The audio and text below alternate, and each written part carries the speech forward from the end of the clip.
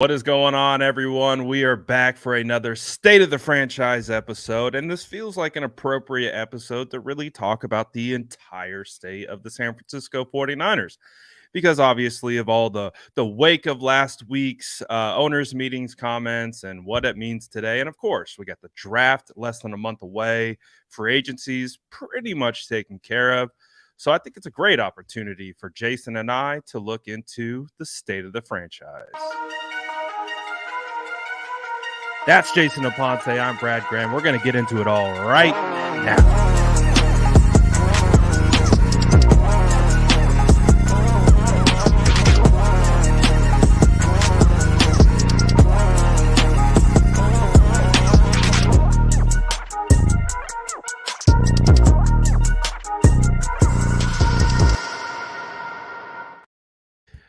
Before we get into the state of the San Francisco 49ers, which is why we're all here, Jason, how was your week? I know you took the family down to Disney World to celebrate your daughter's birthday. How was it, man? Was it nice to get away a little bit? For sure. And I think I learned a few things about what to expect when you go to Disneyland, right? I think you have an expectation of the happiest place on earth. But once you get in and about 10 minutes in, you realize that it's not the happiest place on earth. You took a drink for every time a single kid was screaming his head off and having a meltdown. You'd be drunk within the next 45 minutes. And that's not to say the kids are the only ones melting down. Parents are melting down. And it seems like an overstimulation. And that's something that I learned. For all of that, Averly did very well. But the one thing that I learned about myself is I'm stronger than I ever imagined because that 55-pound kid wanted me to carry her around everywhere. And I sure as hell got my steps in. And also, I just never realized the amount of time that it would take to get on a ride, right? Even during the week. Like we went on a Wednesday and it was still 45 to an hour per ride. So yeah. But it was fun. But again, I think we're gonna stick to what we know with Averly, who is this child loves to swim, be in the water, be at water parks. That's it. And it's so much easier to just let her float in the pool while you have a glass of wine and you just sit and relax. And I think we're gonna go start sticking to that more than anything. Absolutely. I mean, I haven't taken the kids to Disneyland for a couple years, but it's like a get ready, man. Like, cause you're in for it. Like there's a lot that goes into it.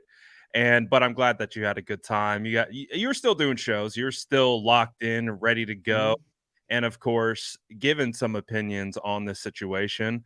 But I want to hear directly from you because I haven't heard how you felt yet about everything that's been discussed about this owners meetings and of course also the entire just wake of everything that's come from it.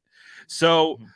obviously, to recap for you people that already know what I'm about to say, John Lynch says Brock Purdy, leader in the clubhouse. Trey Mhm. Lance, Sam Darnold, splitting first team reps. What was your initial reaction? Has your thoughts changed or evolved with more time? What's just kind of how's a Ponte processing owners meeting comments?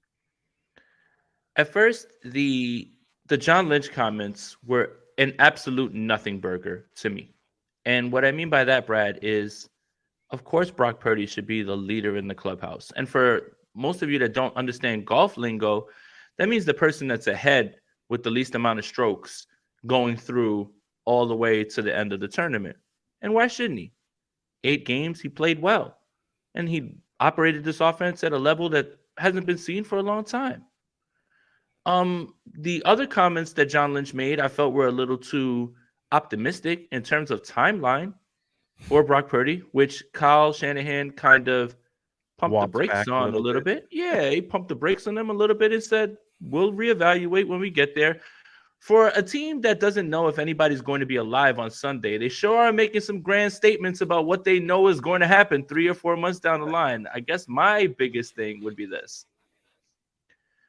There's a few facts that I walked away with out of here that are inarguable. They're inarguable. If you want to argue, then argue with yourself in the mirror because you can't argue these things. Number one, Brock Purdy, if healthy today, would be the starter. Makes absolute sense. Mhm. Brock Purdy today is not healthy. There are no football games this week, next week, or the week after that. We still have a ton of time to go with his recovery. Any recovery that you believe will happen is your opinion and optimism. That's your first batch. Trey Lance will have a jump on all of these things. Trey Lance has to compete. Sam Darnold was brought here to compete. I think all of those things are inarguable. And anybody who thought that Sam Darnold was going to be brought here as a QB3, when you look at the money, it tells you something completely different. Definitely does. So, hey, Trey Lance, you got to work for it, buddy. I love that. Here's the biggest issue that I have with everything: sample size.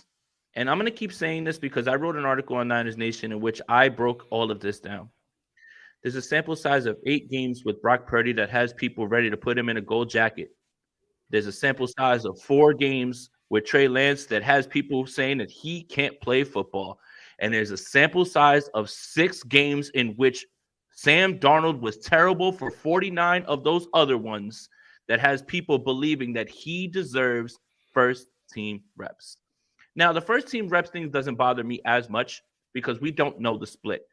You could split first team reps 99-1. Okay, that's a split.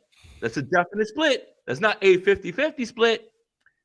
But my problem is this, and this is directed towards the people who now have all of a sudden changed course on the Sam Darnold discourse. When I brought up last season that there's a ton of throws on film that show this potential, the pushback that was given was, he sees ghosts, he's not good, keep him away from my team. Okay, I appreciate that. That's your opinion. Sam Darnold's brought here now, and the people that are showing their narrative and whatever it is that they want to push are now, well, Sam Darnold should get all some of the QB1 reps. Why wouldn't we look at what changed? What changed from 1 year, right? 55 starts, 6 games at the end of the year with Carolina. So it's sample size, and I'm going to keep saying it. 8 for Brock Purdy, fit him in a gold jacket. Less than 4 for Trey Lance, the young man can't play football. 6 games out of 55 from Sam Darnold, and you believe that he deserves even 1 first-team rep. A lot of talk about how Trey Lance was handed the job last year.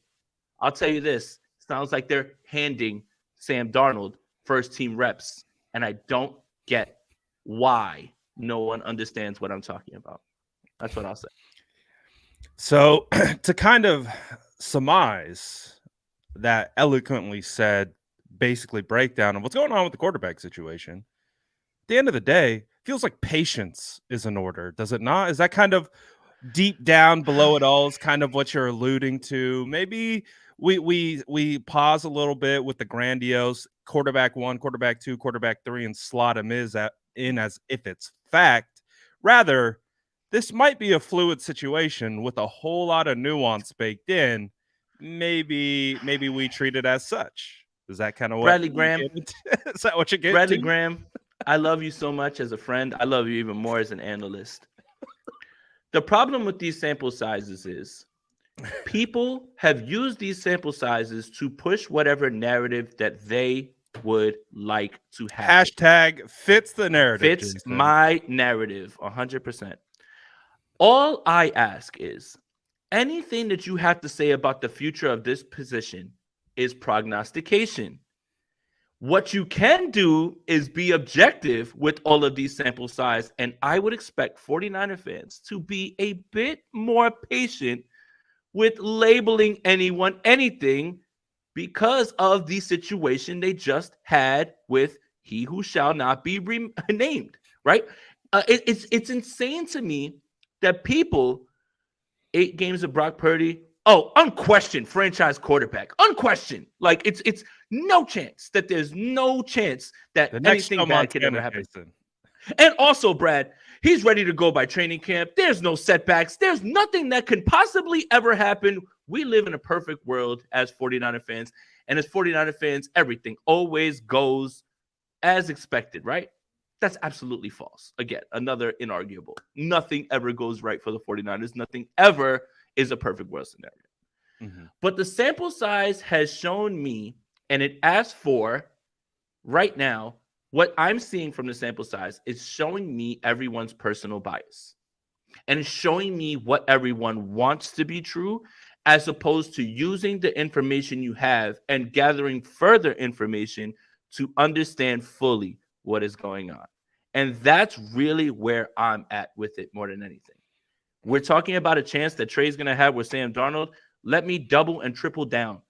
If it's down to Trey Lance and Sam Darnold, who has to compete to start week one while Brock Purdy's on the mend, Trey Lance is going to start. And if Trey Lance doesn't start, we've got a much bigger problem than the fact that Sam Darnold's here. So let me double and triple down one more time for you. Okay, do it. My eyes tell me much more about Sam Darnold's sample size than it does about Trey Lance's because there's so little. So you mean to tell me we've got a 55 game sample size of Sam Darnold, and yet you want to see what he has? Well, you know what? You've seen it. Trust your eyes. What you haven't seen is the young man in Trey Lance. And as far as Brock Purdy goes, of course he deserves to be the quarterback that starts right away when this team is ready to go, when he's healthy. Of course he does. I don't think there's anybody. That's inarguable. He's got hurdles to clear. He's got to get healthy. He's got to get back to that place that he was last year. And now we have this little monkey wrench here where what if Trey Lance starts to scratch the surface of this third overall pick that the 49ers moved heaven and earth for? Now the conversation becomes a lot tougher. Because if you're able to turn it right back over to Brock Purdy when Trey Lance gets a full look at OTAs, minicamp, training camp, and a few games, we've got a bigger discussion to have. My point here, and this is how I'm going to end it, Brad. We know nothing. You're prognosticating. Everything is fluid. Please, guys, stop telling me that Brock Purdy is the franchise quarterback. Stop telling me that Trey Lance can't play football. Stop telling me that you want to see what Sam Darnold has. I've seen what Sam Darnold has. I have eyes. No, thank you. I want to see what Trey Lance has, and Brock Purdy has hurdles to clear. We've got a long way to go for this to manufacture itself and come to fruition. Guys, let's settle down and let's do what I always tell you. Do you want to get it right or do you want to be right? And that's a question I'll leave to you. Absolutely. And well said. And I think this is going to make for a fascinating off-season, just continuous conversation because it's going to go into OTAs.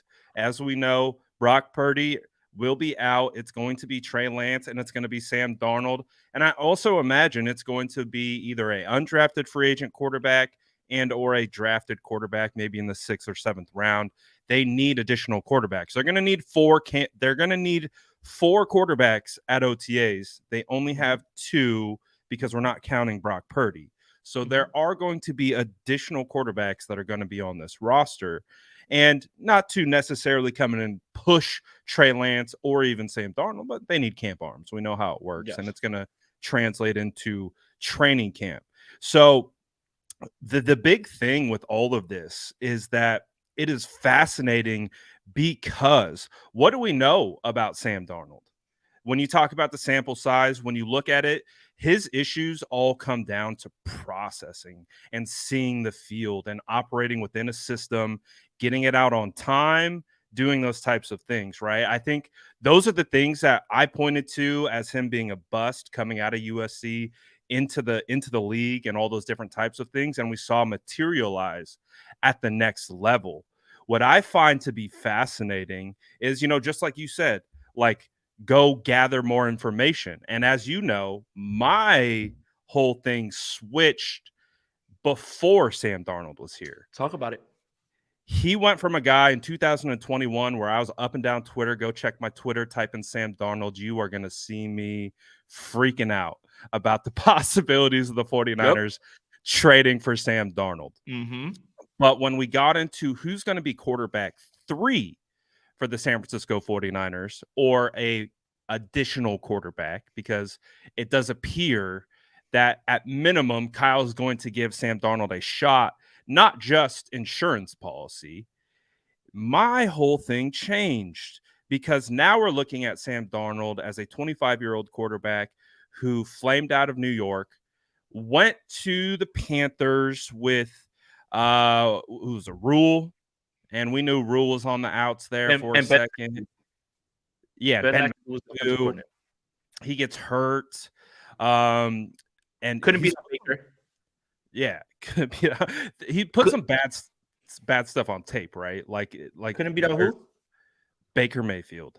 There's some bad stuff on tape from Sam Darnold. But again, I got into the tape at the end of the year, and I'm sitting here like, dude, Kyle's going to love this guy.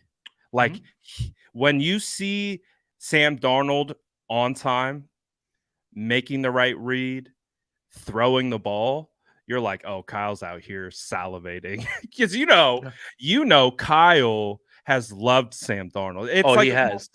I really correlate it to the Kirk Cousins affinity. I think he has that same affinity for Sam Darnold.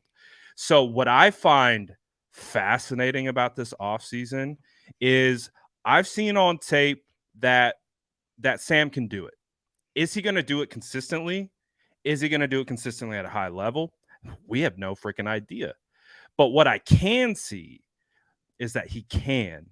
And what we're going to define and try to understand through OTAs and training camp is which one of those guys makes Kyle the happiest, right? Because at the end of the day, that's what it is. Who's going to play football the way Kyle wants it to be played?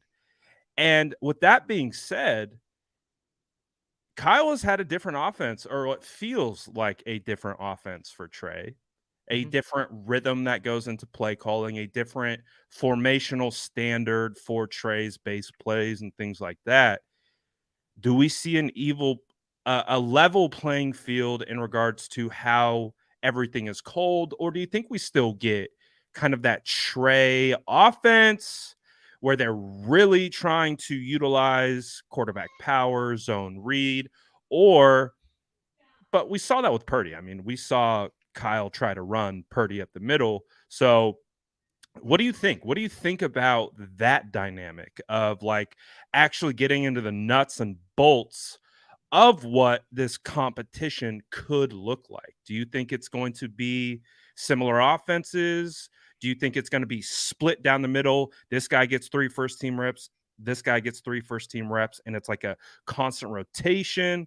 How do you see it playing out in training camp? Because I'm sure you and I are going to be front row center for that. We are, and I wanna have a honest discussion with people, because hindsight's an incredible thing, and hindsight makes everybody 2020, right? Like that's what it is. Oh, 100%. When Trey Lance was drafted, the idea of a dual threat quarterback in this running game had this fan base up in arms and ready to go, right? Oh, can't you imagine what it's going to be like when Trey puts the ball in at the time? Elijah Mitchell's belly. Debo Samuel's running this 11 way. on 11 football, Jason. 11 on 11 football. And then, unfortunately, Trey gets hurt running the football. And they were like, what are you doing, Kyle? Why would you do that? Guys, it's football. He got injured. And I don't think you're playing to his skill set if you are putting him in a straight drop back, straight up like throw the football thing. One thing that I kind of want to point out real quick. So to answer your question, the short answer is this. Yes, there's still going to be the Trey Lance running the football, zone read, having guys running in misdirection, all of those things. That's all going to be there. All of that. And it should be, because you didn't draft the guy to be a straight up drop back passer. If you did and you wanted to have someone as a drop back passer, Mac Jones was there for you. That's not why you drafted Mac Jones. That's not why you drafted Trey Lance. If you wanted a guy who's going to throw the football and be on time with the football and throw the football and all that stuff, you would have drafted Mac Jones. You drafted Trey Lance to be more explosive, to put pressure on defenses. That is this. Okay. My problem is Trey Lance is not being afforded the same sort of discussion that Sam Darnold is. Here's how I am. And Marvin, he did not ruin RG3. He was not the head coach. Can we just stop? Yeah, I mean, do you want to blame him also for the Atlanta defense not being able to get off the field against New England as well? Never seen an offensive coordinator or a run game coordinator take more heat than the head coach. Dan Quinn was the head coach. Mike Shanahan was the head coach. Stop with the he ruined RG3 and he blew the Atlanta game. Tired of that narrative as well. My question is this. Every single person wants to ask, well, could you imagine Sam Darnold with this coach and these weapons? But it's never, can you imagine Trey Lance in this offense with this coach and these weapons? It's ridiculous to me that a man has put out such bad film. Go ahead. Do you think it's because of what we've seen so far that people are saying that? Because when you go back to the Arizona game, et cetera, you're like, where's the disconnect? Because it kind of does feel like there's a disconnect. I don't know, just a There, counterpoint. Counterpoint. there's a disconnect because of sample size. Because Yeah. you've seen Sam Darnold make throws on the field, and you're like, oh, there's the throw. But then you disregard the 4 baffling throws that he throws right to people, and and he literally throws it right to defenders in every good Sam Darnold game down the stretch. And I implore you guys to please go back and watch. For every one of those great throws that you see, there's 4 of them that you're sitting there like, I can't believe he just made that throw. And they end up either incomplete or they end up intercepted. Okay. My question is sample size. So a 6-game, 55-game sample size for Sam Darnold. Has you more excited about him in this offense than what Trey Lance was brought here to do and why they moved heaven and earth to draft him? That doesn't make sense. What I tell people all the time is you can come to conclusions in different ways. Some people use stats, some people use analytics, some people use the eyeball test. I'm going to trust my eyes. Sam Darnold has been largely shit. And why do you think that nobody else wanted to take a chance on him? The Jets were trying to get rid of him. The Panthers didn't want him. He signs this deal because Kyle Shanahan likes him. But my problem is, why on earth are you excited to see Sam Darnold in this offense with these weapons, with this coach? But it's not, I'm excited to see Trey in the same offense with these weapons and this coach. Is it somehow different?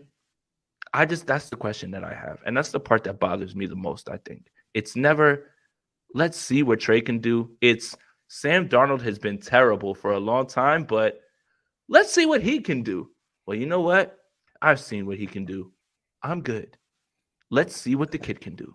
Please. I think the baseline comes back to is we all want to see what not all of us, a lot of us want to see what Trey Lance can do, but he hasn't been either available to take advantage of that opportunity or Jimmy G's been in the way. So it's like with Trey Lance, it's going to be fascinating to see what the leash looks like because it feels like it's getting shorter. And like that's the way I'm reading the organization. I think they still believe in Trey Lance, and of course they want Trey Lance to be successful. They invested a lot to go and get him, and to just push him to the side feels like a bit of a fool's errand because if you still believe that potential is there, then maximize it, develop it, refine it, and put it in a position to be successful. Because I think one of the things that you and I have talked about, and the big thing that I've been about with Trey Lance is environment of belief. It felt like since Trey walked into the building, there's been this weird like cloud. And I don't know if that's just because you have Jimmy Garoppolo on the roster, you add Trey Lance. We know internally everyone loves Jimmy Garoppolo. So you know what that signals. It signals the end of the Jimmy Garoppolo era. Does that threaten? Does that like what does that do? Et cetera, et cetera, et cetera. So it just has always felt like, I mean, go back to the 2021 season marketing material where Trey Lance wasn't like involved in it. Like that was kind of like the start. And it started a conversation, but that whole kind of vibe permeated. It kind of continued. And it was like, we felt like the 49ers were going to push Trey Lance out there potentially as a rookie. It didn't really work out. But then it was like, we hear, well, Trey Lance was gaining ground on Jimmy, but then he breaks his finger against the Raiders. Then we get him against Arizona. So it's like Trey just hasn't been able to get it done from a consistency standpoint, just because there have been injury unfortunate circumstances, right? Like the ankle being the worst one of it all. And I'll talk about it in a second because I do see the super chat, and I don't know if you did you see the JT O'Sullivan thing? Oh boy, that was get your popcorn ready. He came after Kyle's neck. So we'll talk about that in a second. I'll try and transition into it. But it feels like at the end of the day, fans are going to fan, right? And they're going to latch on to one quarterback. They're going to disdain another quarterback. I think that's one thing that we can set our clock to with a certain segment of fans. There are fans that exist that actually want whoever's taking snaps under center to be successful. And it doesn't matter if it is Trey Lance, Brock Purdy, or Sam Darnold, as long as it's the correct decision and that decision ultimately translates to wins. There's a segment of people out there that actually do exist. We just only hear from it's Trey Lance or nothing, or oh, screw Trey Lance. It's this guy. Should have never got rid of Jimmy G. Sam Darnold's going to take, or it's Brock, so it's like there's a whole melting pot. We tend to hear from a loud majority, I guess, of certain segments of it. But I think at the end of the day, what we should want is for these guys to be successful and for that to be proven out on the field. And from what I've gathered from what Kyle and John are saying is that seems to be the mentality, is like, even though we do have high hopes for Trey Lance, we're going to have to go out and have a competition, and we're going to actually leave it up to may the best man win. And Sam Darnold's going to have that opportunity, and Brock Purdy's going to have that opportunity. So it's going to be very interesting to see who ultimately takes hold of that. But that's why I'm saying this is probably going to be the most interesting training camp since Kyle's taken over. And that includes the year Trey was drafted, wouldn't you say? Yeah. And all of this to say it should be may the best man win. And it should be whoever the quarterback is, you would want them to succeed.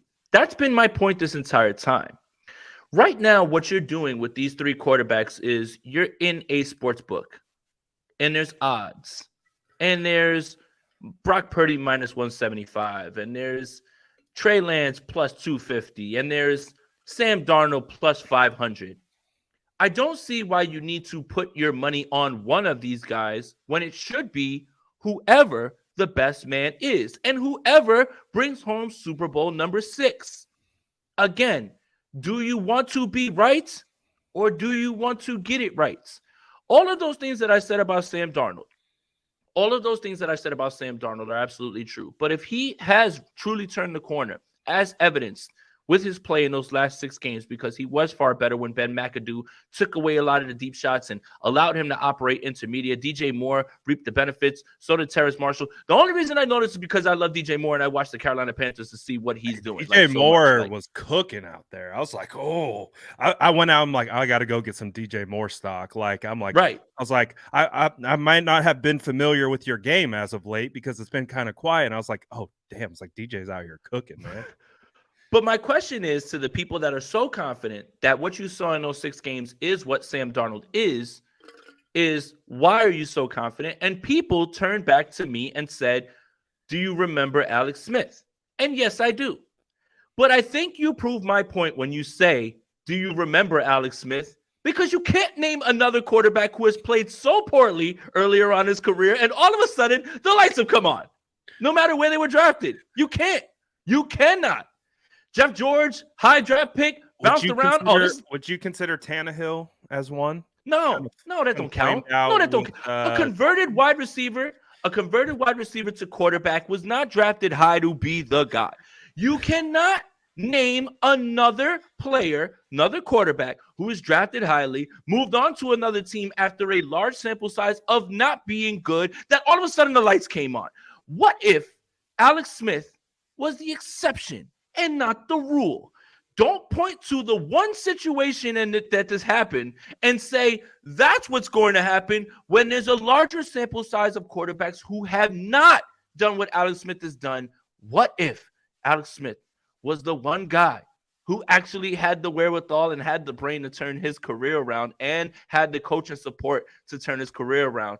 Don't point to the one thing that's happened and ignore the hundreds of other quarterbacks who were drafted high, moved on to different teams, had different coaches. Oh, this is the situation for them now, and never did anything. I had, and this was peak meltdown mode for me. I had someone on Twitter say to me, Jason, stop being triggered and do more research. What about Drew Brees? What about Drew Brees? That's the answer I got, as if Drew Brees wasn't even good in San Diego. And the fact that they drafted Phillip Rivers behind him and Drew Brees had a shoulder injury that not only the San Diego Chargers at the time balked at, the Miami Dolphins doctor said, I don't know if he's going to be able to play football again. And somehow Drew Brees was bad as a Charger and the New Orleans Saints turned his whole career around. Please, guys, please. Alex Smith is not the situation to point to with Sam Darnold. I am looking at the exception, not the rule. It is time for everyone to do this one thing, just this one thing, just this one thing. It's time to take away your personal bias, take away who you want to win this thing, and take care of the fact that everything needs to be objective. Objective. Be objective. That's it, man. I'm tired of it, bro. Stop telling me that Sam Darnold is Alex Smith when nobody has ever been Alex Smith but Alex Smith. I don't get it. I don't get it. Please explain it to me. Yeah, you've done some talking about this topic, haven't you? Oh yeah. Oh yeah. You're ready to go. Oh, yeah. You got all kinds of stuff ready to lock and load. Let's see. Brian says JT O'Sullivan absolutely roasted Shanahan over his play calls for protecting the quarterbacks this past season. Is there merit to Kyle's play calling in endangering players? And again, we talked about it a little bit a second ago. If you haven't saw it, JT O'Sullivan did an April Fool's Day video where it was like he was interviewing Kyle Shanahan, but it was him and he looks just like him.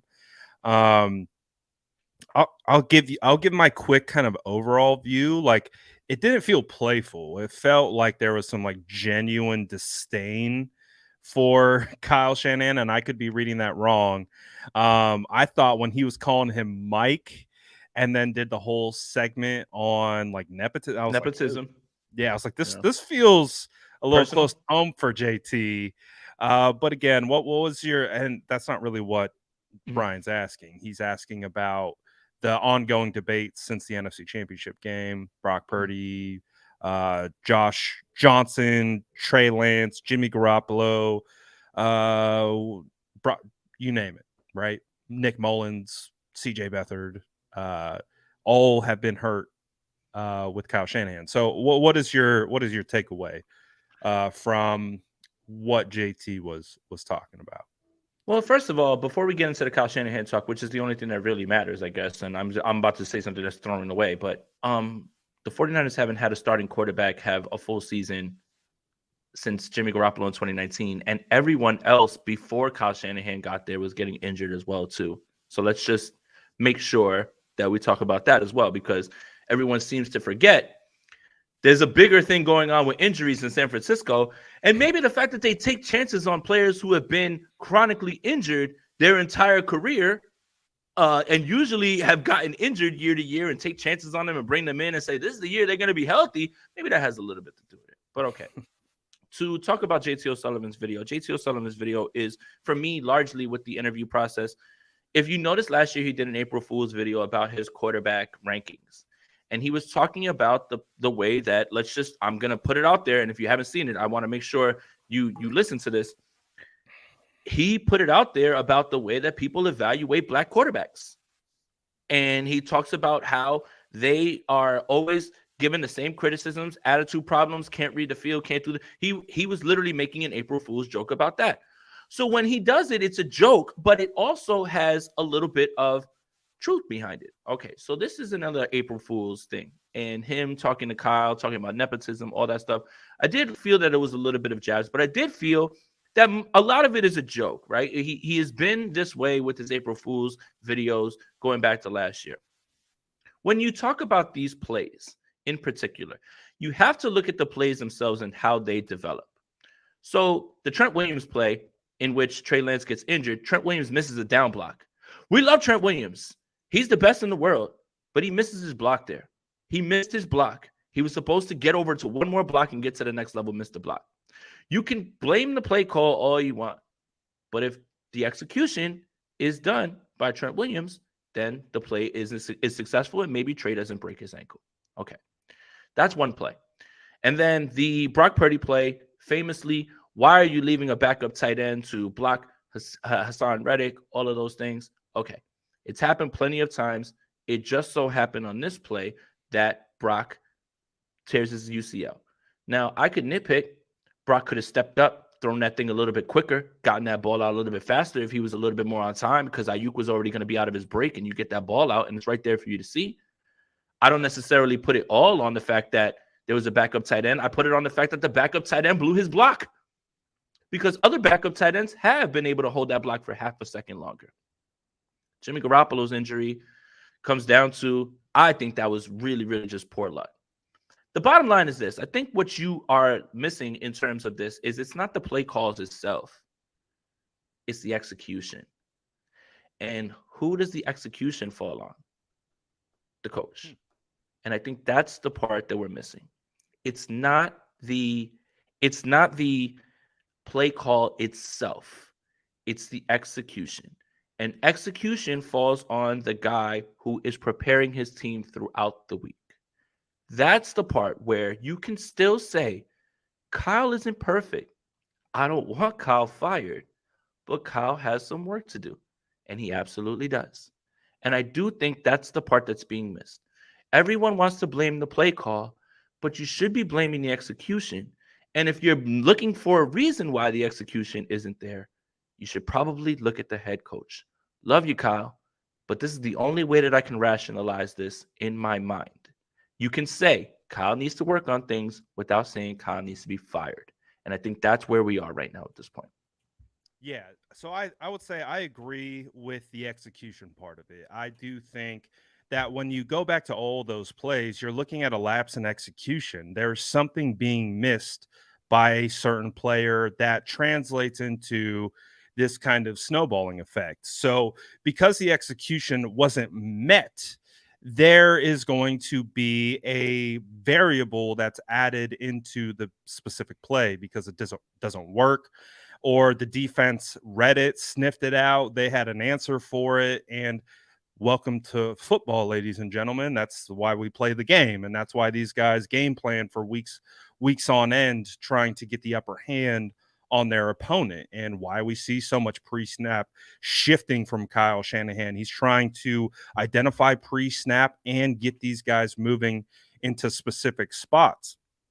Execution can absolutely be a function of coaching. However, when we're looking at like one of the examples that we're talking about, right, with the pulling of the offensive lineman, like Kyle, like I think we can talk about it.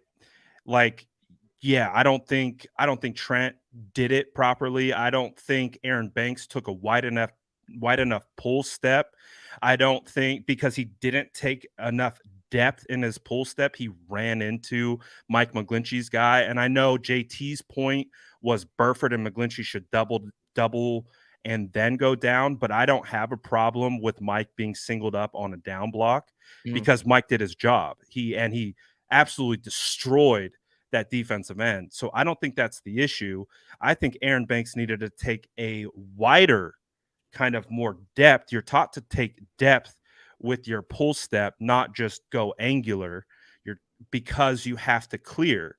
And he didn't. Aaron Banks hit, which threw off the timing of both Banks and Trent. And then they were out of whack. And then right. Trey was sped up on top of them being late. So execution can absolutely be a reason to why this is. But like, again, even when we are trying to like decipher like who's at fault, it's also like, man, this is just football at the end of the day. Like the players got to go out and do it. And they're going up against guys who get paid millions and millions of dollars as well, with DCs who get paid millions and millions of dollars. And that's why we go out and play the game. And so we can try to assign blame all we want, but I just look at all these situations as being extremely nuanced. You go to the Eagles game, like I'm looking at it like, okay, yeah, in a real tangible best case scenario experience, you don't want Tyler Kroft one-on-one with Reddick in a pass blocking situation where you're holding the ball more than 2.5 seconds. That's not what you want. You don't want, that's not how you draw it up either. But it's like, and you don't draw it up for Kroft to just get absolutely freaking ripped, swipe, gone, like he wasn't even there. That's not how you draw it up. But also, like you alluded to, there are things that happen within said play where Brock was a tad late on timing. He was late, unfortunately. So there's risk and reward with every play. That's Yeah. why sometimes you get the reward and sometimes you get the opposite outcome. Unfortunately, this one is blown out of proportion because the quarterback got hurt and it was one of the most magnified injuries in recent memory based on the timing, when it happened, how it happened, et cetera, et cetera. So it's like you look at all these examples and you go back to the Jimmy Garoppolo one with the zero blitz and like the way JT explained it. Again, I'm not a route guy, so like I have to kind of take his word for like the way that they identify hot routes and things of that nature. And apparently Debo didn't, and so Jimmy picked the left side of the field. Both routes were covered on the left, and they had zero. You have a free rusher coming off the left side. The ball has to come out. It has to come out, or Jimmy's got to do something else. And he just kind of faded out, got tackled by two guys, and they fell on his foot and it broke. Like, so if we're really trying to assign blame, like I always come back to having a hard time, especially like, like let's say Trey Lance, people want to pin that on Kyle. It's like I look at it from an offensive lineman perspective. If I'm Chris Forrester, I'm like Aaron, like you got to get out of that stance and you got to clear. You can't get caught in the wash. And Trent, you got to be able to withstand getting caught in the wash. And Trey, you got to slow it down. Like you got to understand that your blockers aren't in front of you. Don't run in front of your blockers, So it's like there's so many different layers to these conversations. And it feels like there's a lot of cut and dry when it comes to football. And I just feel like, yes, we can look at this. We can chalk them up to mostly execution. But even when it comes to the execution, that's also on the players on the field. Yes, it's on coaching and putting the players in position to succeed, but they got to do it. They got to execute. You got to take the right steps. You got to use the proper technique. And if you don't, that to me is more on individual execution on a micro level than a macro coaching level, if that makes sense. Yeah, no, 100%. And that's the thing. It's like Kyle gets the blame for putting Tyler Kroft out there on Hassan Reddick.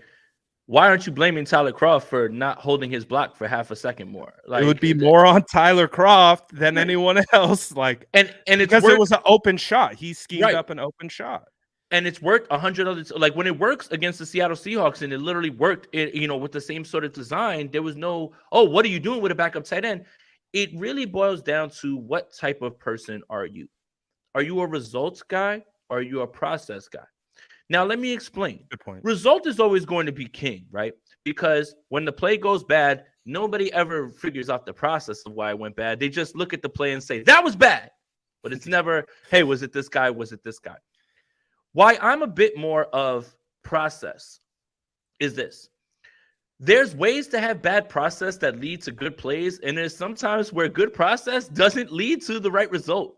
What I mean by that is, if a quarterback throws the ball into double coverage, but his receiver literally makes an extraordinary play and jumps over both of these guys and steals the ball from an interceptable pass, and he takes it down the field and they score a touchdown, you look at that result and you say, hey, wow. Look at that. Wow.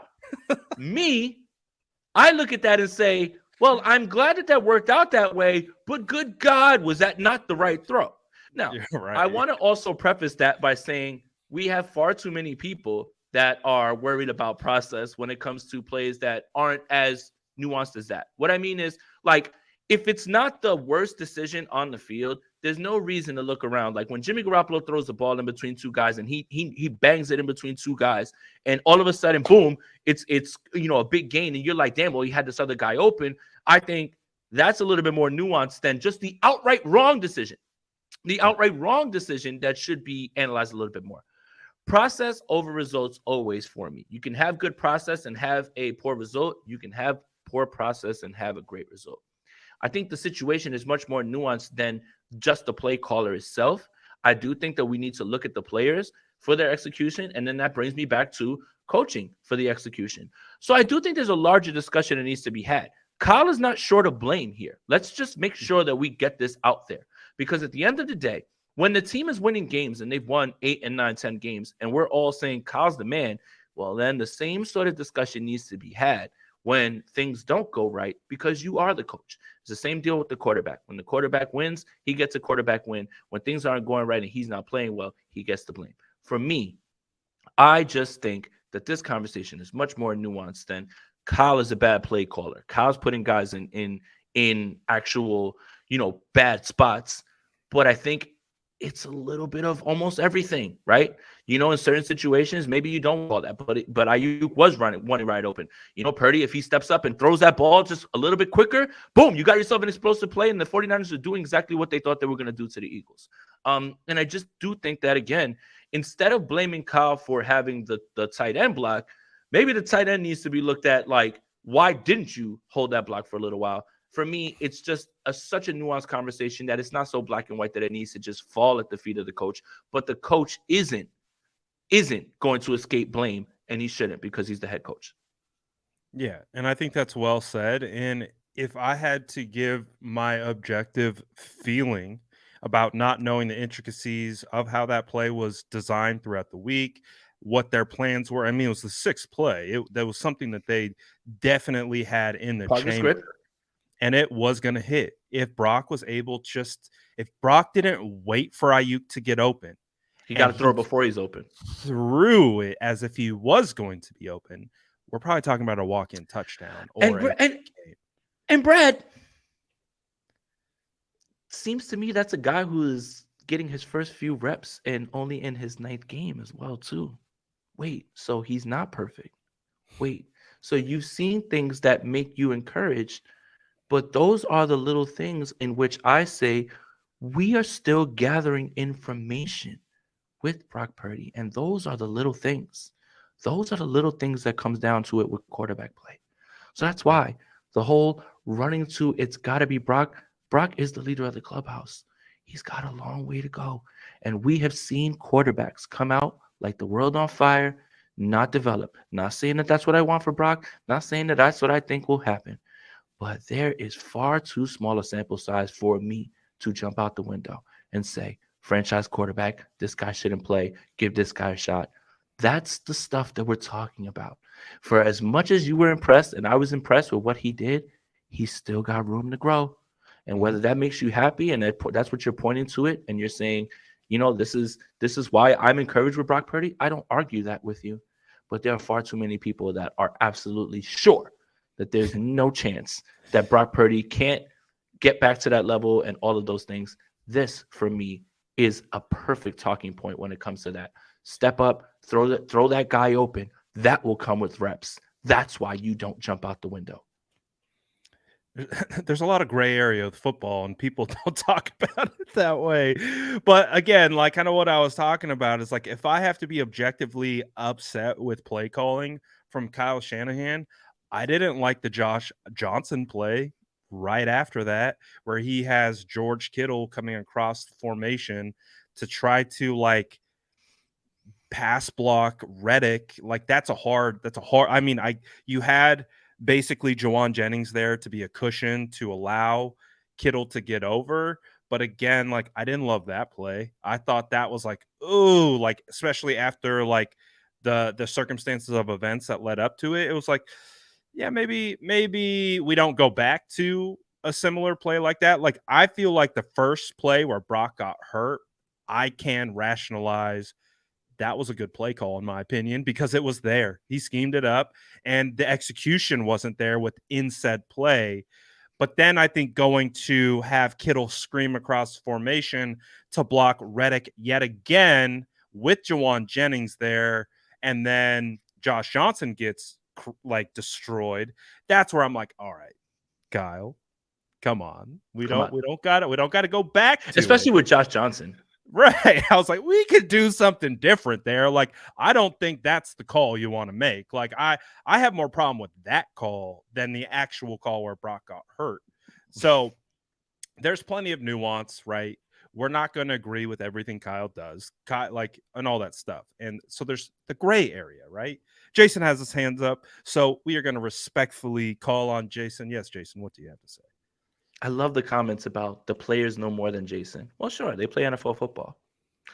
But the players backed Jimmy Garoppolo, and the San Francisco 49ers moved heaven and earth to replace him and interviewed every able-bodied two-armed quarterback under this sun. So the players can say whatever they want. The organization didn't believe. So please, take that the players know more than Jason shit and just throw it out the window, please, because you sound dumb. No matter how many Fields Great Baby shirts they wore, no matter how much they said they loved Jimmy Garoppolo, guess what? The 49ers wanted to replace him because he was injured, because they needed an upgrade. But all the players know so much. Guys, that's a dumb narrative as well. Players love guys that they can again, in a workplace, you make friends, and you have Jimmy Garoppolo by no means is a bad quarterback. But I don't want to hear about, because if it was up to the players, they would have never drafted Trey Lance. They would have just stuck with Jimmy Garoppolo the entire time. I don't care what you think I know or what they know. Listen to what the organization does. 187, you have got Brock Purdy's balls all the way down your neck right now. And it's really, really sad to see. My thing is this. Again, the players can say whatever they want. They can say, oh, I love Jimmy Garoppolo. Well, the organization is telling you another thing when they wanted to trade for Stafford, and they wanted to look at Deshaun Watson before all that stuff happened, before they traded up to 3 to draft the quarterback. I don't care what the players have to say. The organization is going to do what they think is best. The players have a voice. They certainly do. But will you stop it? Will you stop it? I don't care. I don't care. Again, 187, I'm cooking you. Everyone in the chat is. You are looking dumb. It does not matter what players want. If Trey Lance is out there hooping and he's sitting there, and Bomber T, you're also Dick Rider number 2. If you're sitting there and you're watching Trey Lance 5 wins in a row, balling out, and the team is like, we want Brock Purdy, Kyle Shanahan is going to say, get out of this office. We are going to do what I want to do, and that's what they'll always want to do. Please stop making me cook you, and I'm trying to do it as respectfully as possible. But you saying that I don't know more than the team, but you are using whatever it is that this team is saying that fits your narrative and makes you feel great, because if they were saying all that about Trey, you would be like, well, what do the players know? But because they're saying it about the guy you like, they're absolutely true. Can you please stop so I can stop picking you apart, because it's too easy. Don't do this. I can do this all day. Please. Oh, boy. So, in summary of today's State of the Franchise episode, Jason, I think it's crystal clear. We still don't know what's really going on at the quarterback position. That's my thing. That's my thing. That's my thing. Is when you hear guys say, well, Brock Purdy is the leader in the clubhouse. He should be. But they don't make decisions in March. When you go out there, it's going to be who's the best quarterback. Does Brock Purdy deserve every single shot to be quarterback 1? Sure, when he's healthy, which he's not.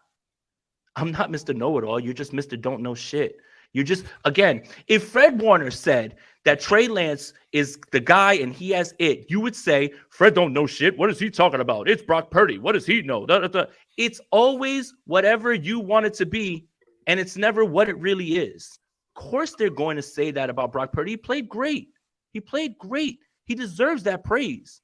You all sound dumb. Like, for me, like, you're just now, because Fred said that. If Fred said that shit about CJ Beathard, you sit there and be like, damn, what an idiot. CJ Beathard stinks. But because he says it about the guy that you're dick eating, It's fact. It's incredible to me, man. Like you're not even seeing the simple fact that I'm making right now. Like the simple fact. If Fred Warner came out tomorrow and said Sam Darnold's going to win the competition, you would say, what an idiot Fred is. Trade him. Get rid of him. I'm burning my 54 jersey. You sound crazy, dog. Just speak in objectiveness, which you have none of right now. Please stop making me cook you. I'm tired of this, bro. Please. I'm doing this respectfully. Not yelling. I'm chilling. Like, I'm just like, I'm tired of it, man. Just because you want something to happen and people are saying things that agree with what you're saying does not mean that it's the facts or it's true. And you are making yourself dumber and dumber by saying that. All you need to do is watch it play out. I'm not Mr. Know-It-All. You just Mr. You don't know shit. And it don't matter where I'm from, blood. I think it's time that right after this 187 and Jason get into a Twitter space and like let us continue this cooking because the chat is absolutely going crazy. I just don't understand. I don't understand. Like, you don't have a good answer for that one. If Fred Waters said we need to bring CJ Beathard back because he had it when I was here, you would say Fred Water is out of his mind. But because he says that the one guy that you are absolutely slobbering on right now is the guy well, you don't know shit more than the players. You sound crazy, dog. And I just, it's easier and easier to talk about it, man. I don't get it. You still have yet to make any sort of fact other than the fact that I'm just a guy who I talk, which, by the way, you watch all the time, by the way. Like, you're in all of my streams. So if I don't know anything, stop watching me. That's the one thing I would say. But it's just, for me, it's about whatever fits your narrative. Fred Warner said in one interview, Brock Purdy's the man. So I love Brock Purdy, and God damn it, I love Brock Purdy, and I'm going to say that. Blood, it doesn't matter. And if Trey, no, you are absolutely backpedaling now. If Fred said that about Trey, you would be happy. You would absolutely not. You were banging the table for Jimmy Garoppolo the entire time. We know you. We seen you. Stop it, man. And Mr. Joe, you can hop off my dick too, bro. That's all you got to do. Hey, y'all better be on your P's and Q's coming into this chat. Jason ain't got time today. He's cooking everyone coming in here talking nonsense. So you better watch out because he's coming for your neck. This is hilarious. But at the end of the day, with all like we just again we like I wasn't even intending on doing this whole show on the quarterback. I just kind of wanted to get your opinion, and as of course, the quarterback conversation takes on a life of its own. But even regardless of the quarterback unknowns, which is what at the end of the day they are, all unknowns, all three of them unknowns. Like, even if you want to say Purdy is that guy, we don't know.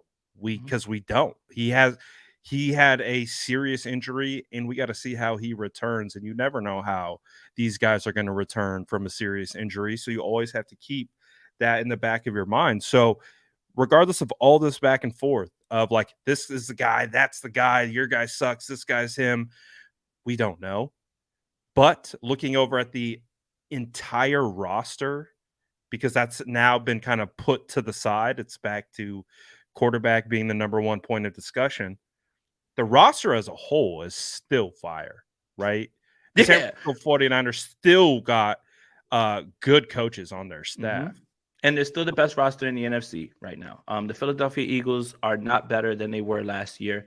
The Dallas Cowboys are the only team that I would argue have improved themselves by getting Stephon Gilmore and Brandon Cooks. I would say that they've improved themselves. They have a first-round pick. The Minnesota Vikings did not improve themselves. I would say that the Seattle Seahawks are the team that nobody wants to talk about right now, and they still have their early draft picks right now.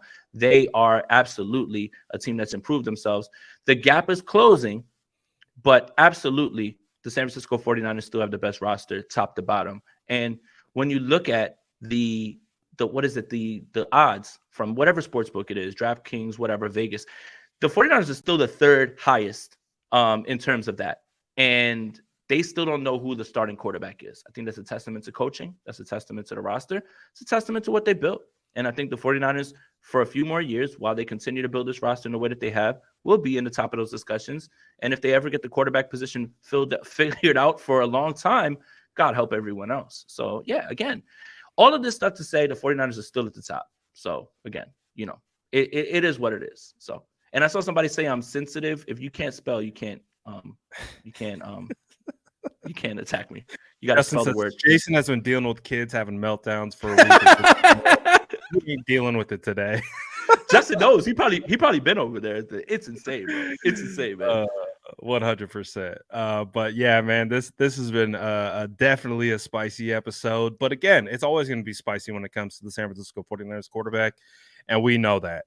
So ultimately, though, moving forward, the San Francisco 49ers remain in a fantastic spot. You talked about betting odds. Pro Football Focus had the 49ers ranked number 2 overall in their pre-draft power rankings. So clearly the 49ers are still getting a ton of respect. I just think what we are struggling with from the outside looking in, Trey Lance giving up all the picks to go get him. We want to see that materialize. We haven't seen that materialized. We are fearful that that is going to go down as one of the worst trades in NFL history. We don't want that to go down as one of the worst trades, and we want Trey Lance to be successful all in one. But if the organization is talking about Sam Darnold and Brock Purdy, that is an admission that maybe Trey isn't the guy. Maybe we did make one of the worst trades in NFL history. So that is what I believe in of its essence is what's happening is people are holding on to like, we, partly, yes, we want to see Trey Lance be successful 100%. But we also have to understand it's a results business. And at the end of the day, the 49ers are going to do what's best for them, regardless of capital, regardless of trade, regardless of feelings, any of it. So it's like we can argue back and forth until we're blue in the face and all this type of stuff. But it's like, man, San Francisco 49ers have set up their organization. They've clearly like opened what feels like this quarterback situation into a competition. And at the end of the day, whoever rises to the occasion is going to be quarterback one. And hopefully it's Trey Lance. Hopefully it's Brock Purdy. And if it is Sam Darnold, hopefully it's for a reason. You know what I'm saying? So it's like at the end of the day, like we can argue this whole situation about who we want. But like at minimum, the 49ers have insulated the quarterback spot and their entire roster is built out. And we've seen it. The 49ers are one Brian Burns away from having a potato be successful at quarterback. So at a certain point, if they get that elite edge, whether it's with remaining free agents, they make a draft day trade, all of this could be just like, hey, we just need a guy who gets the ball to CMC, Debo, Ayuk, Kittle, and that's it. So at the end of the day, get ready for training camp. Get ready for OTAs. Get your popcorn ready, my guy. One more thing. I'm gonna keep it spicy. I'm gonna keep it spicy. He's letting y'all know ahead of time. The Trey Lance trade, unfortunately, if you're just going based off of what they are talking about when it comes to how they've handled this, Jimmy Garoppolo wasn't brought back because of fear of injury. That was a hedge. That was a hedge against what they were seeing. Okay. I agree. And now we're going into this season, and now there's talk of Sam Darnold splitting reps. That's another hedge. And if you think it's just because the 49ers lost all 4 quarterbacks, if you want to be technical, sure, that has something to do with it. But I will say this. For the situation that I think every single person thought, whoever the quarterback that the 49ers drafted 3 is going into the best situation because of coaching, because of roster, because of the weapons, it was probably the worst situation for Trey Lance. Trey Lance was a project, and he was not allowed the time to grow. He was not allowed the time to grow. For me, what I think is when you're usually picking at 3, you're a team that allows development, right? Jacksonville can draft Trevor Lawrence, and you know what? You can have a whole season to work through whatever it is. We're going to build around you, and you get to build up. But they're not expected to win right then. Chicago Bears draft Justin Fields. Hey, Justin Fields, we'll put you in eventually, but we're not expected to win. What the 49ers' biggest mistake was this. Trading for a guy that needed reps and also not giving him the reps while not being able to navigate your win now window. I think the 49ers realize what we've all realized. You can't just keep saying, well, we'll be back next year. It's not how the NFL works. It is certainly not how the NFL works. Teams catch up. Teams are making moves to catch you. Your players get older. And every year that you keep kicking the can down the road that we'll get them next year is you're putting yourself in a harder predicament. I do feel that there is a world where maybe Trey Lance isn't a good quarterback. Maybe, right? There's a realm of possibilities, right? That Trey Lance is not going to be successful regardless of where he landed. But I do think that this was the wrong situation for him. And the 49ers miscalculated what they could do with him in terms of developing him while tightroping this win now roster, which they tried to do in the first year and say, like, hey, Jimmy, go get it. I think that wasn't exactly the worst thing, even if we in the beginning of the year were saying, hey, just let the kid play because he does need reps. Mm-hmm. But here we are right now.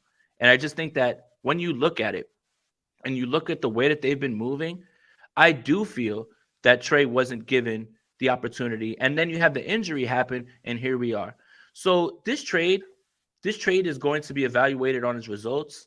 But again, I firmly believe that they miscalculated this in terms of Trey Lance's development and how they wanted to win. That's my thing.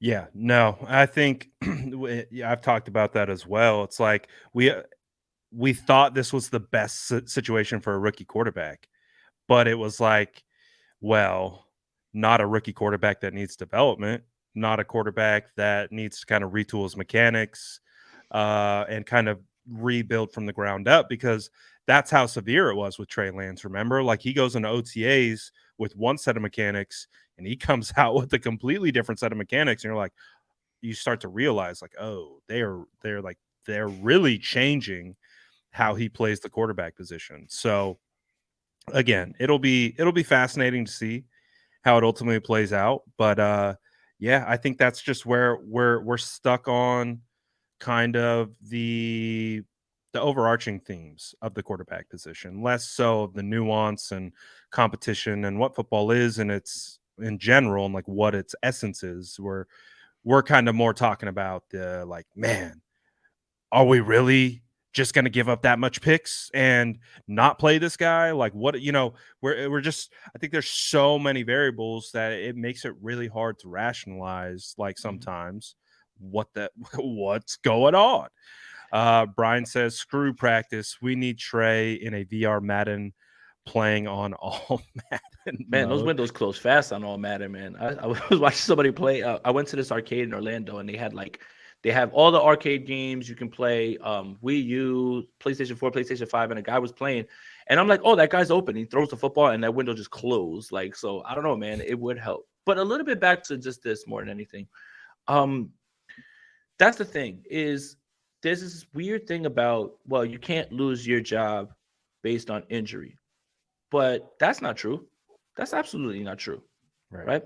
Trey Lance got injured. And I think, again, if Brock Purdy was healthy, ready to go, I don't think any of us would argue that Brock Purdy needs to be the guy starting right away. Right? But Brock Purdy's injured, and Trey Lance is going to get a shot now.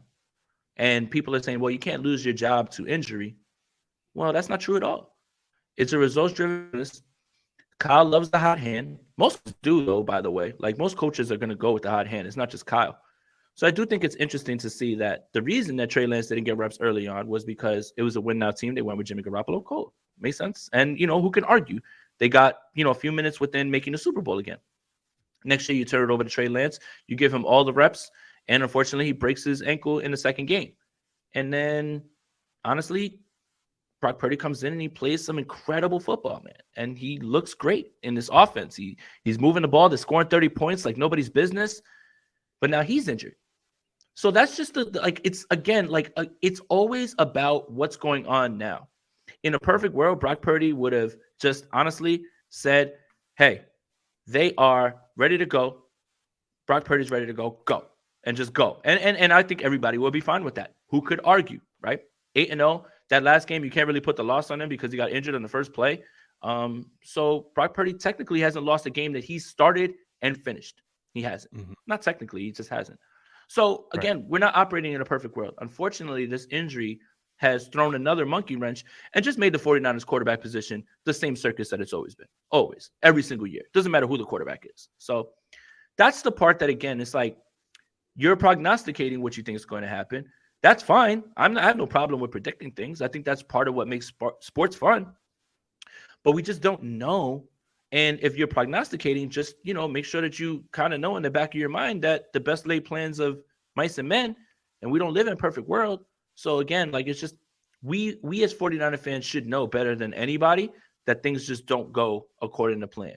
And I think that's really just where I'm at with almost everything aside from the quarterback play. I really learned that in 2021 when I was banging the table for Trey Lance to start. I thought he was going to start. I was like, we were at training camp. I'm like, Trey Lance is playing better, or maybe not better, but at least on par with Jimmy, and had the rushing ceiling. I was like, you got to play Trey. And they didn't. And I was like, all right, time for me to step back and remember that there are roster politics. There are a lot of stuff that goes on that we aren't privy to, and that's why it's a fluid situation. And again, I do think Trey would have taken over in 2021 if he didn't get hurt in Arizona. He was this close in Chicago. I was at the game in Chicago. I think he's already starting Chicago. He starts Chicago because if he doesn't get hurt against Arizona, he's starting against the Colts in a monsoon. His legs are the difference in that game. All right, they win that game. Then it's Trey Lance's job. He starts Chicago. Chicago, you get Trey versus Justin. Trey beats Justin. Boom. Just think of that hindsight and how just that 3-game span could have changed the trajectory of Trey's career up until this point. So I was in Chicago for that game, and coming out of halftime, the 49ers offense was struggling, right? And the Bears were actually looking good in this game. And Trey Lance has his helmet on and he's warming up. Like, he's not warming up just tossing the football back and forth. You can tell when there's intent for guys to warm up and get ready. Right? And the 49ers are on 3rd and 24 on their side of the field. Jimmy Garoppolo throws a screen pass to Deebo Samuel, and Deebo Samuel damn near houses it. Remember, it got called back at the 1, and Jimmy runs it in. And I would argue that they were very close to making the switch. And there was something that came out from the sideline about Kyle talking to Jimmy and saying, this is easy shit. Can you do it? And it seemed like, again, we were getting there. But again, that's not how it played out. But if you think that it was just done and there was no way that they were ever going to go to him, it was happening in Chicago. And then Deebo runs it down to the 1. Jimmy scores a touchdown. They get another stop. The offense starts to pick up, and the rest is history. And the 49ers roll on to the NFC Championship from there. That was the moment right there. Where were you when Deebo Samuel saved the 49ers season and saved Jimmy Garoppolo's job? Where were you? Jimmy Garoppolo's job. And that goes back to John Lynch's comments in the exit interview talking about Trey Lance's ability to stay healthy. It wasn't a shot. It was facts. If Trey was available, I think he would have taken over. That's my personal belief.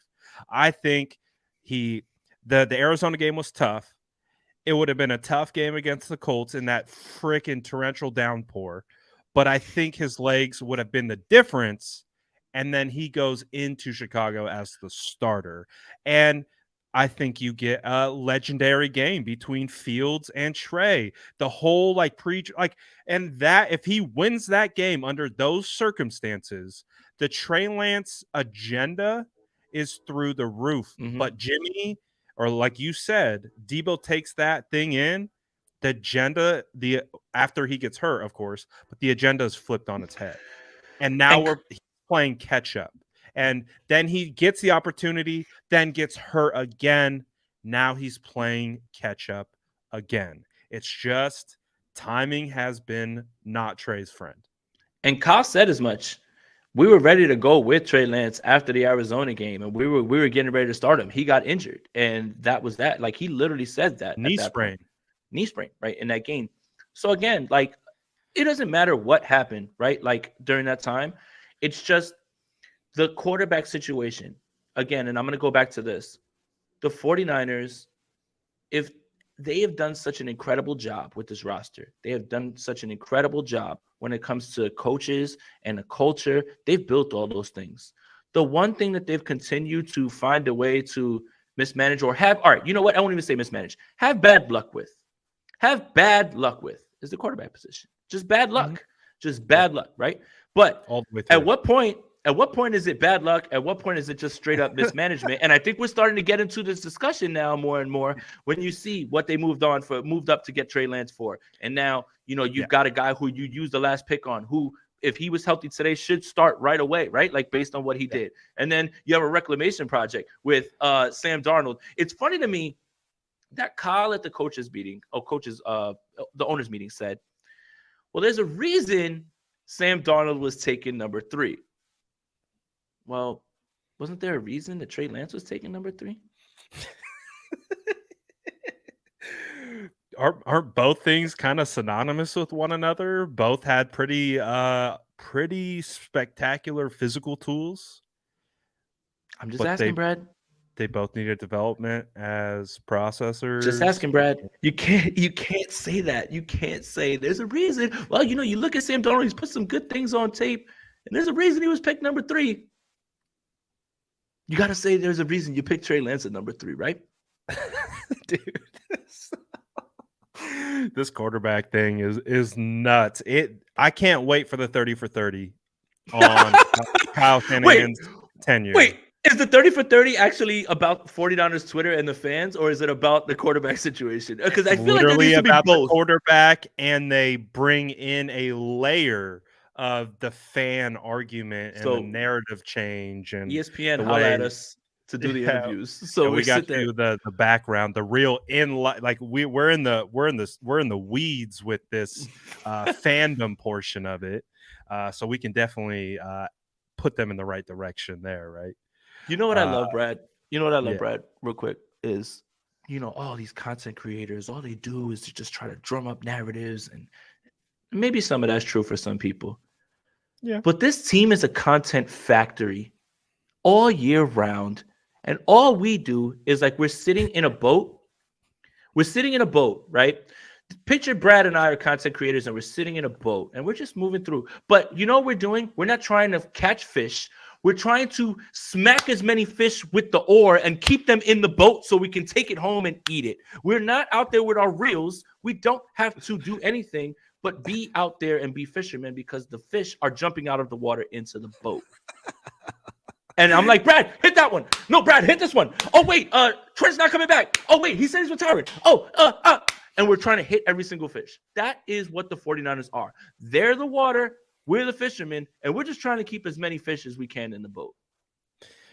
You've said this multiple times, and ever since... Oh, you muted.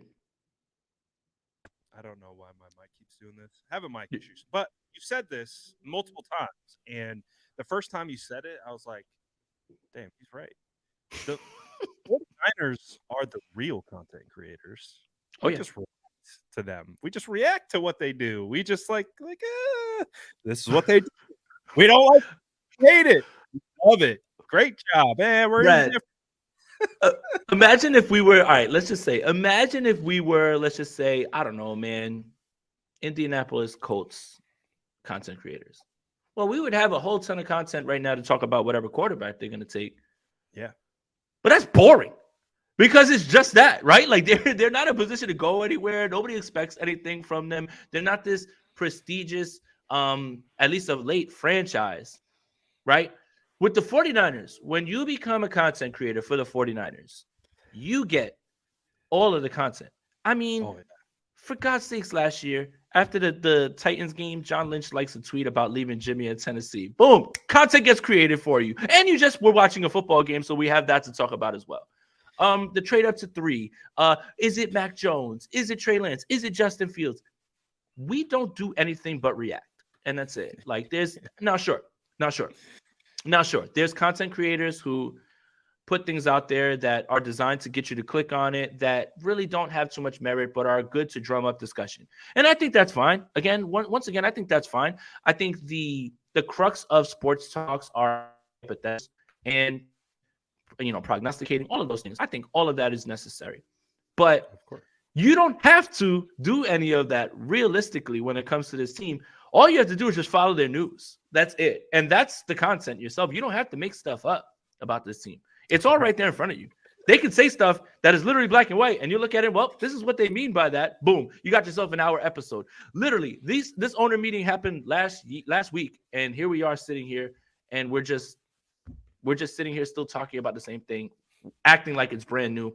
They're going to continue to give us content. So again, we're just the fishermen trying to keep the fish in the boat, Brad. 100%. It's pretty wild, man. They give us a ton of stuff to talk about, and again, there is plenty of room to focus on the rest of roster building, the rest of this roster, and I promise you we will. You're muted again. You good? Take your time, buddy. But again, I wanted to get Spicy Aponte's take on the state of the franchise. I don't feel like it was spicy though, Brad. I feel like I have a boring. Or spicy in of itself. It's rational. I have a boring outlook on this quarterback position, and it's let the best man win. And please, whoever it is, this is what I want. There's two things that I want, please, guys. And my voice is cracking because I'm tired. What I want is I want a guy forever now. I want a franchise guy. Please, one of you three guys, please be that. And I want one of these guys to give us Super Bowl number 6. That's all I want. I don't care. I don't care who it is. I really don't. I have no agenda as to who it is. I am just opening the door for all three of them because my heart is big enough to accept one of them to just be the guy. Please, I am done. I want a guy. We haven't had a guy since Steve Young. Please, just anybody, one of you guys, take it. Take the job, be our guy, and win the 6-1 for us. We will be much happier. We will be so much happier. We will stop arguing with each other. 187, I love you, buddy. I'm sorry. I take back many of the things that I said. I said that when I was angry. I love you. Thank you for watching. I don't want you to not watch. All I want is to win. That's all I want, man. That's all I want. I just don't want to keep talking about. I don't want to be 48 years old in the next like 10, 15 years and sit there and still be like, well, I hope this guy is the guy. Well, we can have a competition to get a training camp. Please, someone. I need a 10 to 15-year franchise quarterback so we can just have that locked in. Please, please, please, please. I cannot express like how having a franchise guy alleviates stress as a content creator. I look at the Chiefs and I look at the Bills and I look at the Chargers and I'm like, they're just like, I want that. Please. They're just like, hey, we're going to the playoffs every year. It's not a question. We got our quarterback. We're trying to get the right guys around their quarterback. We're good. Like we're not cooking. We're not interviewing Andy Dalton to see if he wants to come in and play. We're not going up to like straight up number 3 pick. We have our guy. That's all I want, man. Please. Oh my God. We're not arguing about should they have traded, should they have stayed at 12. Brad. What's the meme, Brad? It's Lord, I see the things that you've given other people, and I just want that for me. That's literally what I look at when I see those top guys. I look at Cincinnati, and they've got Joe Burrow, and I'm like, man, please, one day, that might be us one day. Please. My goodness. Bro, you are preaching. Like, at the end of the day, I just want a guy. I want to know who the quarterback is. Like, I got Joe over my shoulder. I got Steve Young floating around back here. Like, I just want to know like who the quarterback is. I want to rally around that guy and be like, hey man, we're gonna ride or die with this guy. We're not gonna like be looking over like our shoulders or like, hey, his backup's better. Or, hey, look, we just got this undrafted guy out of D2 who's gonna come in and challenge. Like, no, like just get the quarterback, find the quarterback. And so I think that's why this year is intriguing in that sense, is I think we're going to move one step closer, but also looking back, we could be going the furthest thing away from understanding who quarterback 1 is. So that's why this is going to be a fascinating offseason in regards to finding who really is the 49ers quarterback 1. And Jason, would you say that's the state of the San Francisco 49ers? Wow, way to pull it all the way through. That's just what a really good host does. I mean, that's cooking. But yes, and I see Blank saying it. We've captured every other piece, just can't hit on quarterback. We need a quarterback who can stay healthy for 17 games and can operate the offense and just push us over the hump, man. That's it. That's it, man. I mean, again, it's the 49ers have high-level players at left tackle, tight end, wide receiver, running back, linebacker, They got cornerback. future Hall of Famers on this roster, multiple. And yet, here we are with this team, and we're still trying to figure it out. And I think that's what the consensus around the NFL is, around NFL fan bases, is please don't let the 49ers figure this out, because this is an Avengers level threat. Like, this is literally like, you're going to have to really build super teams now if the 49ers figure out this position. That's how good they are. That's how close they are. I love you guys. I get a little angry sometimes. I get a little emotional, but that's why you guys love me, right? If I was boring and I was just here and I was not saying anything of like with any sort of passion, you'd be like, I'm not watching this guy. I love you guys. I don't mean the things that I say when I'm angry at times. Appreciate it. No, they 100% tune in for Spicy Aponte, and honestly, we're upset if we don't get Spicy Aponte. I know, that's the other thing too. If I come on here like, well, you know, then everybody's just like, oh, that's boring, man. I'm tired of this shit, man. And they just start tuning out. Bro, like, before we even sign the kicker, bro, like, gassing me up, bro. You gotta press Aponte about kicker. I'm like, look, hell yeah, I'm about to press him about kicker. We're gonna get him turned up. Listen, all right, you want me to turn up? I don't care, man. You better kick. All of those kicks better go through the damn uprights, buddy. Come on, Zane. I'm looking at you, buddy. I'm looking at you. We're gonna have Zane's haven't worked out for the 49ers. Zane Beatles, Zane Gonzalez. Zane's haven't worked out that great, so you're against it, Zane. I'm gonna tell you this. I'm gonna let Brad watch the quarterback competition. I'm gonna watch the kicker competition. Please. Please. And I want all the expert analysis. I want it all. Because it's just going to be Aponte. He's going to get 15 minutes in watching the kickers on the opposite side of the field, not a part of practice.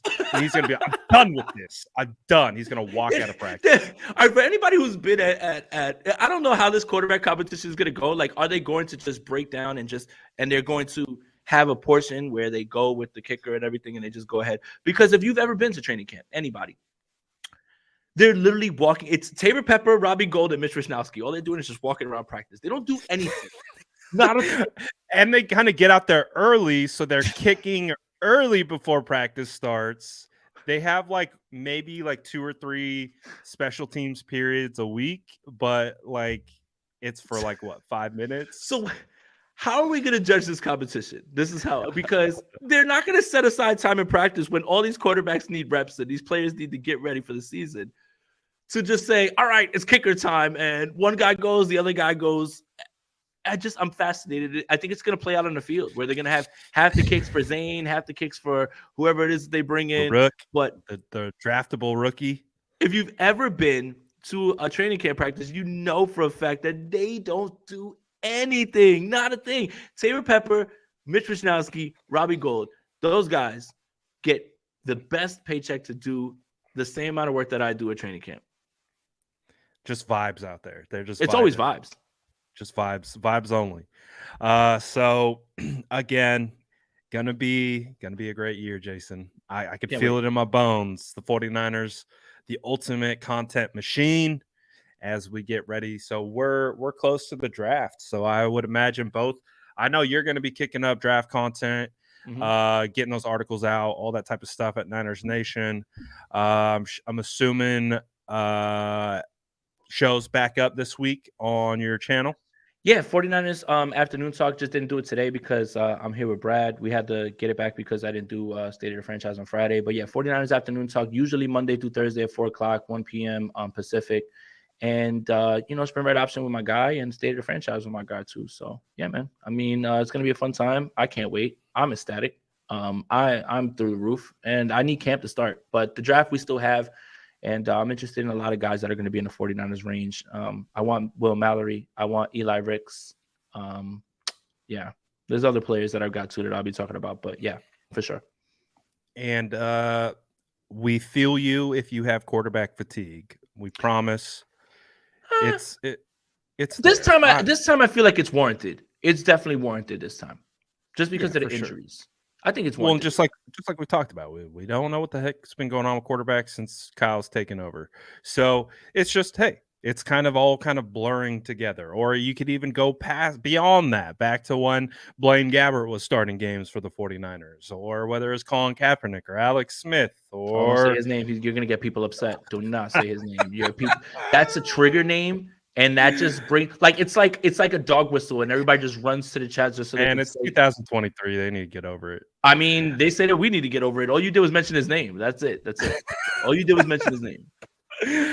But anyways, we got a lot, and we're gonna keep staying on top of it. Make sure you like and sub to both channels, and we're gonna keep cooking for you guys. Appreciate all you guys as always tapping in and vibing with us, whether it's spicy, whether we're chilling, whatever it is. We're glad to have you on board.